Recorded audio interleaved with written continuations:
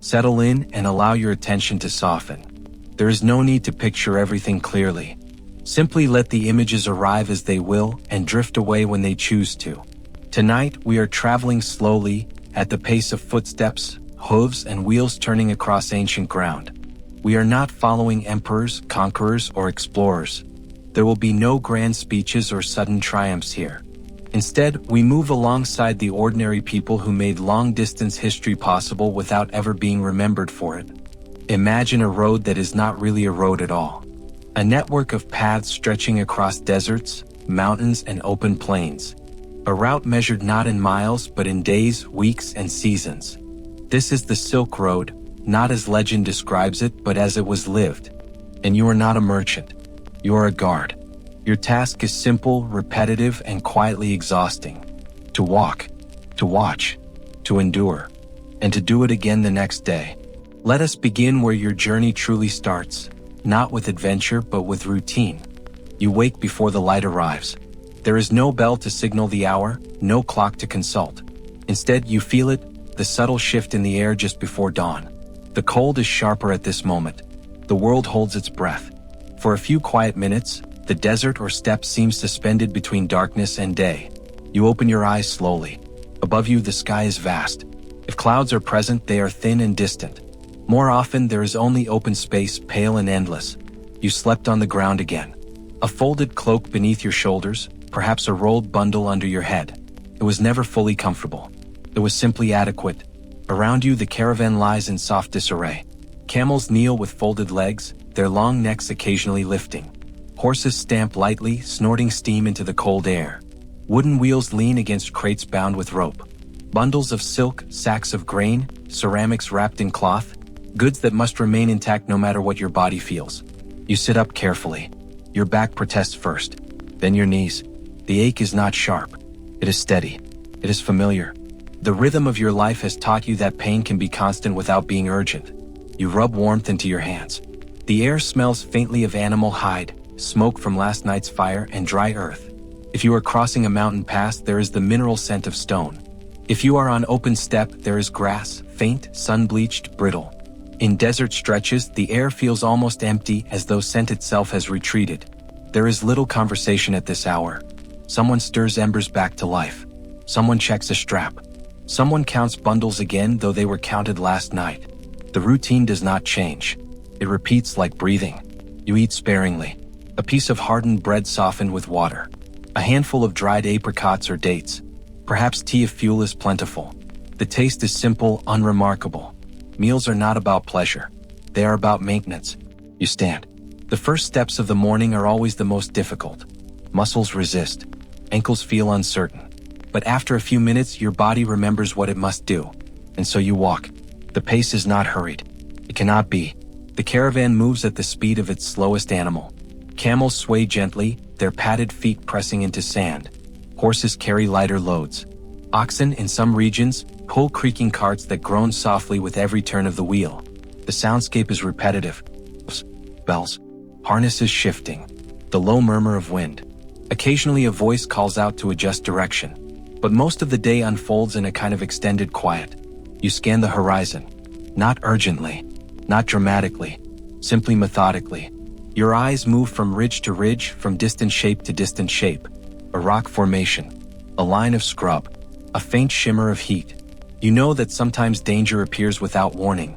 Bandits, raiders, opportunists who understand that caravans carry wealth in fragile containers.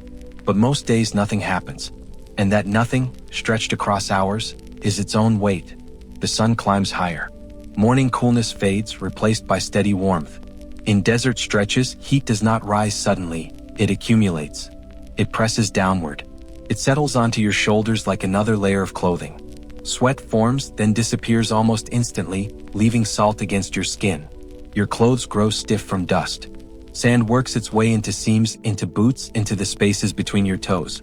You adjust your scarf across your face when wind picks up. Fine particles lift easily from the ground. They swirl, sting your eyes, coat your tongue. You taste earth more often than food. Your weapon, perhaps a spear, perhaps a short sword, rests at your side. It is heavy enough to remind you of its presence, light enough to carry daily. You hope not to use it. You rehearse scenarios in your mind anyway, where you would stand, who you would protect first, which direction you would signal.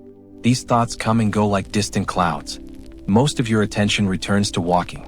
Step, shift, wait, step again. The caravan halts briefly around midday.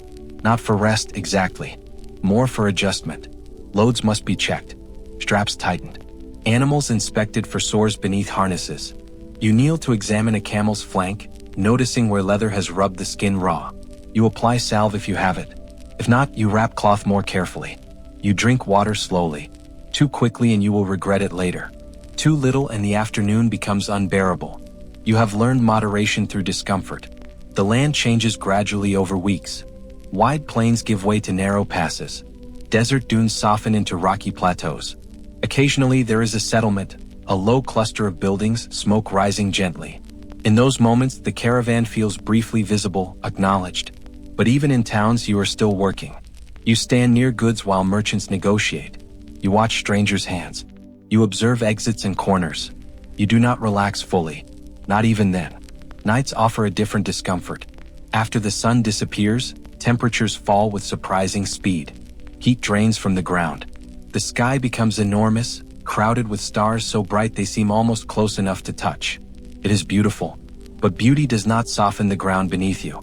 You lie down again, wrapped in cloak and fatigue. The fire burns low. Someone takes first watch, then second, then third. You rotate through these hours, waking when nudged. In the darkness, imagination grows stronger. A shifting shadow seems larger than it is. A distant sound seems nearer. Often it is only wind passing through scrub or an animal settling into sand. Still, your pulse quickens briefly before settling again. Sleep comes in fragments. You drift. You wake. You listen. You drift again. Injuries accumulate quietly. Blisters form beneath calluses. Small cuts gather dust. Shoulders ache from armor that never quite fits perfectly. A twisted ankle is wrapped tightly and walked upon the next day because stopping is not an option. There is no applause for endurance. There is only the next step. Weeks pass like this. Months sometimes. The journey is not marked by milestones but by sensation. The way your boots thin at the heel. The way your beard grows unevenly. The way your thoughts become simpler, focused on water, shade, distance. You are neither celebrated nor remembered. Merchants speak of profits. Nobles admire silk in shaded courtyards far away. Scholars write of trade networks and diplomatic exchanges. They rarely write of you. And yet, without you, without your steady watching, your repetitive walking, your quiet readiness, the caravan does not move safely from one world to another. You are the constant in a system built on motion. Walking, watching, waiting. It is not dramatic. It is not glorious. It is simply the rhythm of your life. And tomorrow, before the sky begins to lighten, you will rise again. You will rub warmth into your hands. You will take a measured sip of water. You will lift your weapon. And you will walk. From where you walk, the Silk Road does not feel like a road at all. There is no single path carved into the land. No markers stretching neatly from one empire to another. Instead, there are many routes, splitting and rejoining, fading and reappearing depending on season, weather, and politics. You follow what others have followed before. A shallow depression in the earth. A line of stones. A pass between hills that funnels wind in a familiar way. Knowledge of the route lives mostly in memory, passed from caravan leader to caravan leader, corrected slowly over years. The Silk Road is not controlled by one power. It passes through many worlds.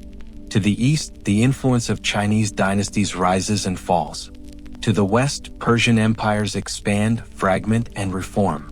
In between lie oasis cities, mountain kingdoms, tribal territories, and stretches of land claimed by no one in particular. Each stretch has its own rules. As a guard, you are not expected to understand politics deeply, but you feel their effects constantly. At one border, officials demand paperwork you do not have. At another, a toll must be paid in silver, silk, or goods. Sometimes negotiations take hours, sometimes days. The caravan stops. Merchants dismount.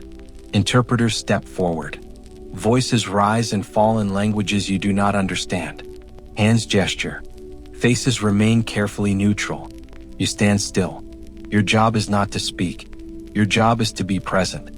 Your armor catches the sun. Your weapon is visible. You are part of the unspoken message. This caravan is organized, defended, and worth treating seriously. Eventually, passage is granted, sometimes with a stamped seal, sometimes with a nod, sometimes with a reminder that next time the cost will be higher, and then you move again. Trade along the Silk Road is slow by design.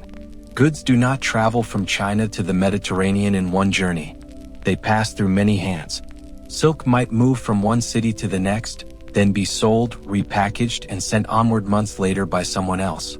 You may never know where the goods you guard truly began, or where they will finally end. Silk is light but valuable. Spices are fragrant and tightly sealed. Glassware is padded with layers of cloth. Metals are heavy and difficult to move. Each item represents risk. If one crate breaks, someone loses money. If a camel collapses, schedules shift. If a route becomes unsafe, entire plans are abandoned. Empires care deeply about this movement. Trade fills treasuries quietly. Taxes collected at city gates support armies, temples, palaces. Control of an oasis or mountain pass can mean influence far beyond its size. But from your position on the ground, empire feels distant. What you notice instead is infrastructure. Wells dug generations ago, their stone rims worn smooth by hands and rope. Caravanserais, walled roadside inns, appearing like islands of safety after days of open land. When you reach one, the relief is subtle but real. Animals are led inside. Gates are closed. Fires are lit. Water is drawn carefully. Everyone moves with practiced efficiency. You lean against a wall and let your legs rest. Caravanserais are designed for repetition. Square courtyards, storage rooms, simple sleeping platforms. No decoration beyond what is necessary. They are not places to linger. They are places to recover just enough to continue. Inside, you hear languages overlap softly. Traders from different regions speak past one another, communicating with gestures, numbers, and shared habits. You recognize a few repeated phrases: prices, weights, greetings. Trust is limited. Deals are sealed with witnesses. Goods are counted twice. Disputes are settled quickly or not at all. At night, you take your turn watching the gate. The walls block the wind. The fire crackles low. Somewhere, an animal shifts in its sleep. You think about how many people rely on this system without ever seeing it. Someone in a city far away will wear silk and never consider the dust that settled on it. Someone will cook with spices without imagining how many borders they crossed. Coins will change hands, smooth and cool, detached from the miles they traveled. The Silk Road is less a highway than a network of patience. It moves only because thousands of people accept monotony, discomfort, and delay as normal. Empires rise and fall along it. A new ruler might demand higher taxes. Another might invest in road maintenance. Wars close certain routes entirely, forcing caravans north or south, adding weeks to journeys. You adapt.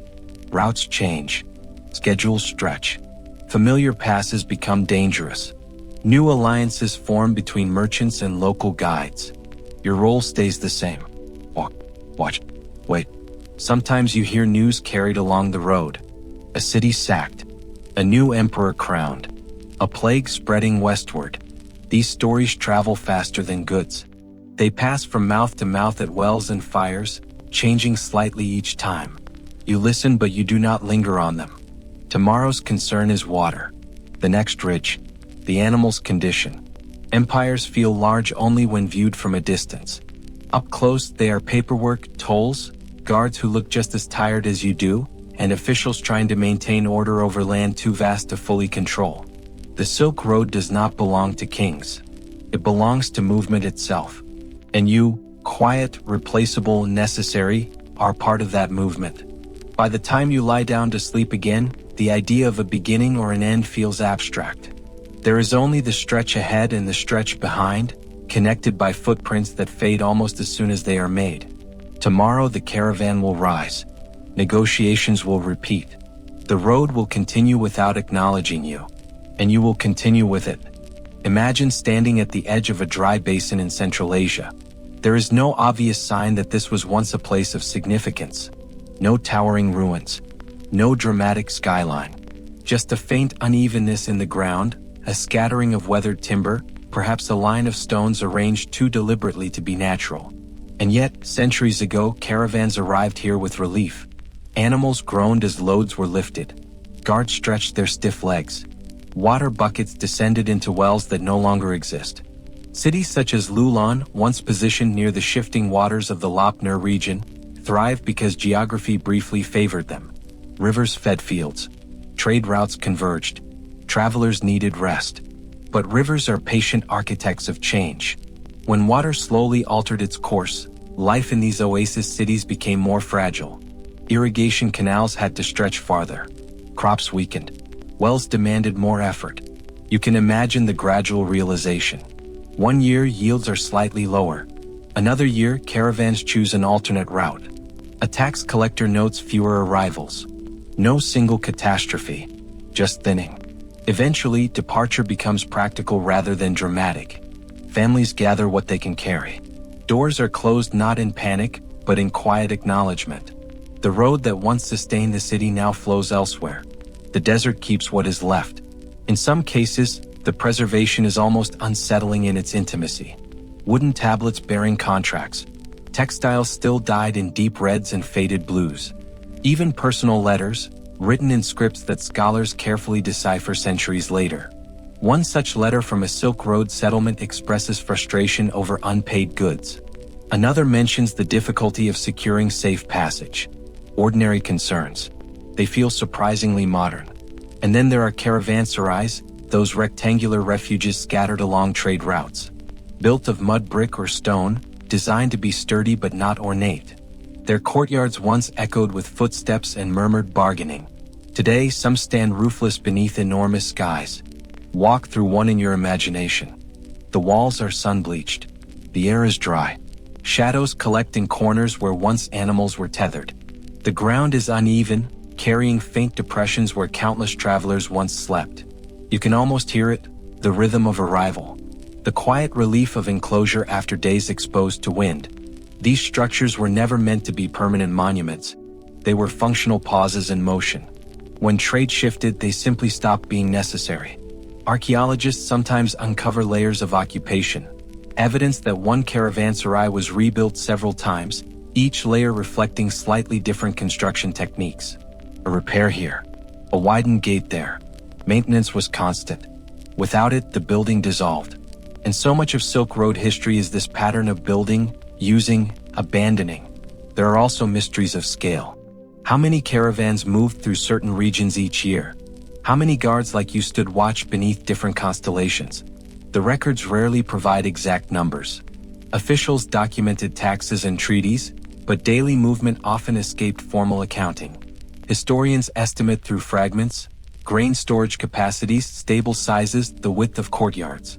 From these clues, they approximate how many animals and people might have passed through. It is a quiet kind of detective work.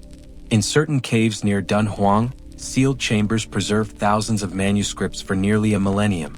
Buddhist texts, administrative documents, personal letters. Their survival was accidental, a result of being hidden and forgotten.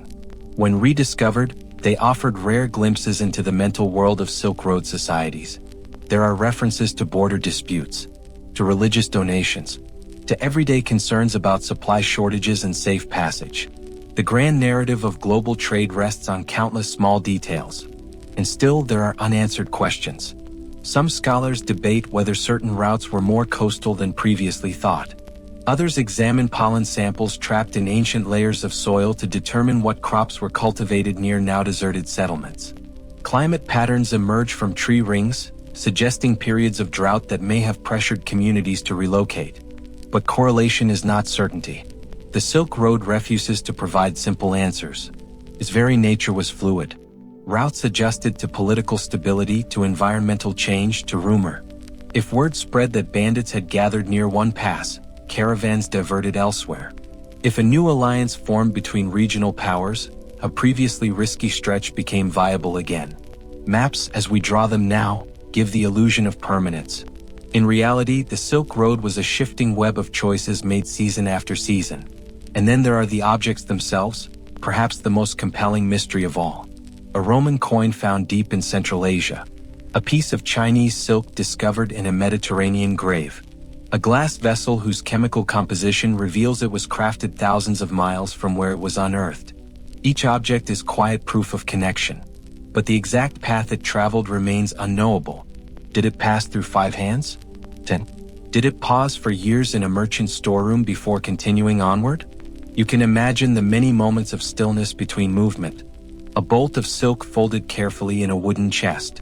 Weeks of waiting for favorable weather. Months spent in a warehouse as negotiations unfolded. Movement on the Silk Road was often interrupted. The road itself was as much about waiting as it was about walking. And perhaps that is why so many traces remain fragmentary. The network depended on constant human effort. When that effort shifted elsewhere, the infrastructure gently dissolved. Wind-smoothed walls. Sand-filled courtyards. Wooden beams dried and cracked beneath relentless sun. There is something humbling about that erosion. Empires that once taxed and protected these routes are now studied in books. Their banners gone. Their officials unnamed. Yet a scrap of silk can survive in desert dryness. A single coin can outlast a dynasty. Imagine holding one of those coins. It is cool in your hand, worn along the edges. Its inscription partially faded by decades of exchange.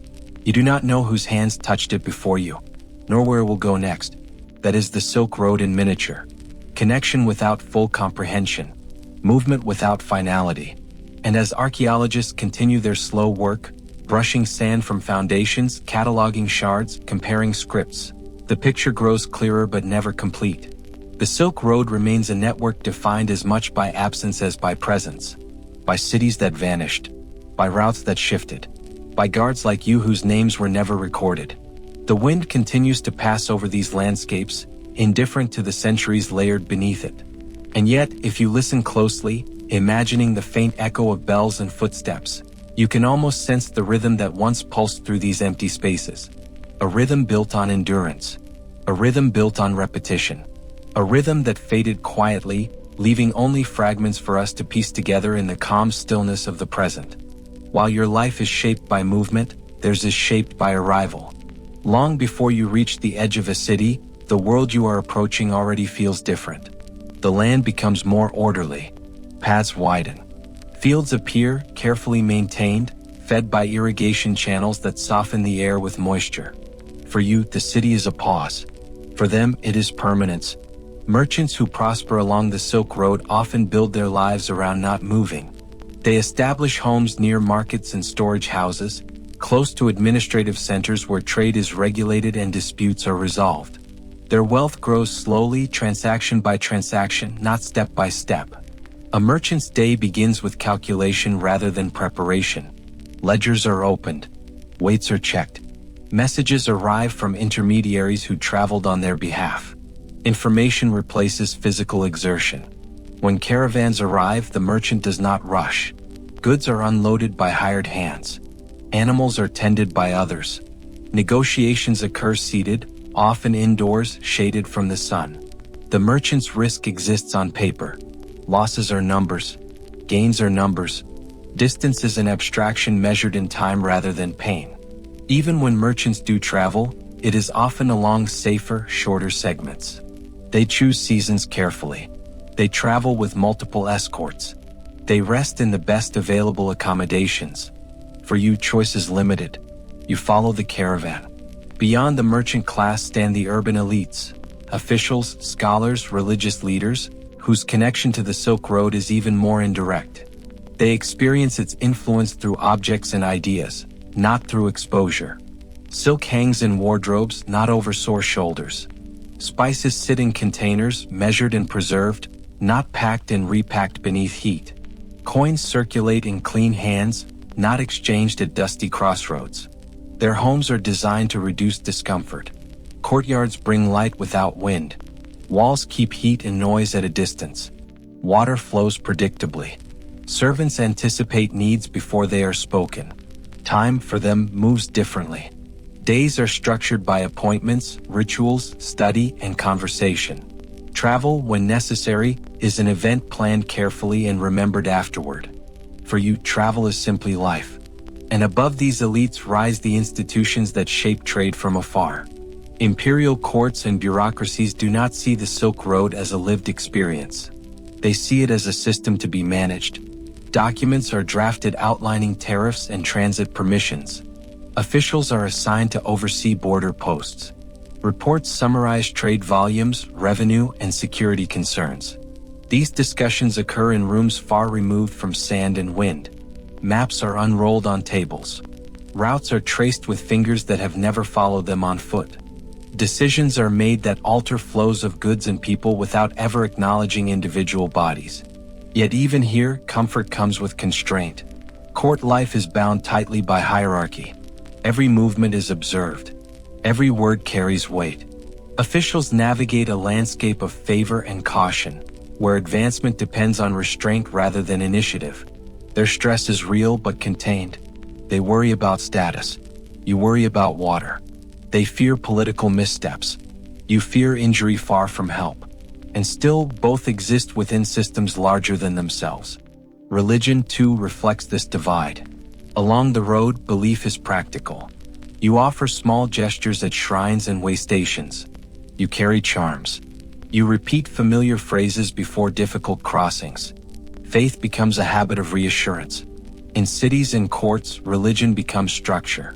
Temples are maintained by priests who rarely travel far. Rituals are formalized. Offerings are abundant.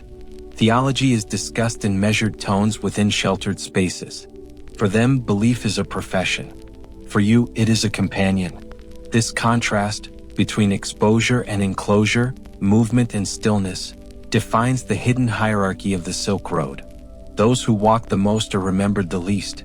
Those who wait are celebrated. Yet the system cannot function without both. The road depends on hands willing to lift, legs willing to walk, eyes willing to watch. And still, when history is written, it rarely pauses for you. It names cities, rulers, and trade volumes. It traces cultural exchange and economic impact. It marvels at connectivity. It does not often describe the feeling of lying down at night, clothes stiff with dust, muscles humming quietly with fatigue. But that feeling, steady, familiar, accepted, is the foundation beneath everything else. As the caravan settles for the night, the elite worlds continue their routines elsewhere. Lamps glow behind thick walls. Meals are served on clean surfaces. Conversations unfold without urgency. You are outside under a wide sky. The stars look the same for everyone, but the ground beneath you is harder. And yet there is a strange balance here. Your life, though uncomfortable, is simple in its expectations. Walk, guard, rest, repeat. Theirs is layered with obligation, performance, and permanence. Both endure in their own ways. The Silk Road exists between these worlds, connecting them without equalizing them.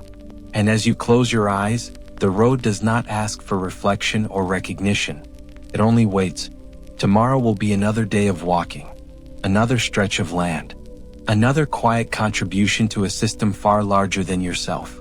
And for now, in this imagined stillness, you can let the contrast fade, letting the rhythm of history soften into something distant, steady, and calm.